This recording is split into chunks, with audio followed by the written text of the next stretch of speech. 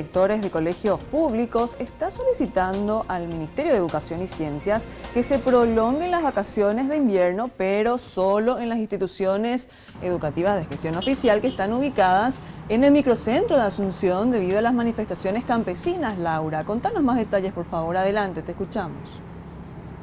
Sí, y desde el Sindicato Nacional de Directores hablan de aproximadamente 10.000 estudiantes de 30 instituciones del microcentro de Asunción que podrían verse afectados por estas medidas que están tomando los campesinos apostados en Capital. Ellos lo que piden es una prórroga de una semana y en caso de que no acepte esto el Ministerio de Educación, ellos responsabilizan tanto al Ministerio de Educación y Ciencias, al Ministerio del Interior y a la Policía Nacional de la seguridad de estos estudiantes durante la próxima semana. Pero para más detalles, escuchemos lo que decía al respecto el director del Sindicato Nacional de Directores, Miguel Marecos.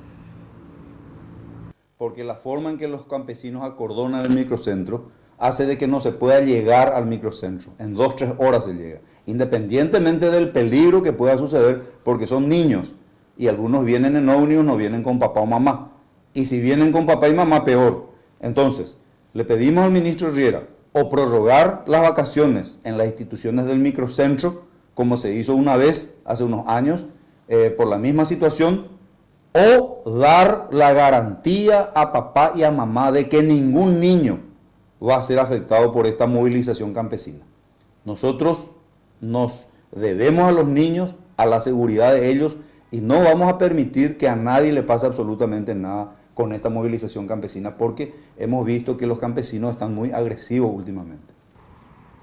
Y esta nota ya fue presentada este mediodía, ahora lo que aguardan es la respuesta por parte de las autoridades que podría darse en el transcurso de este día para confirmar si se extienden o no las vacaciones de invierno en busca de la protección, decían desde este sindicato, de todos estos 10.000 estudiantes.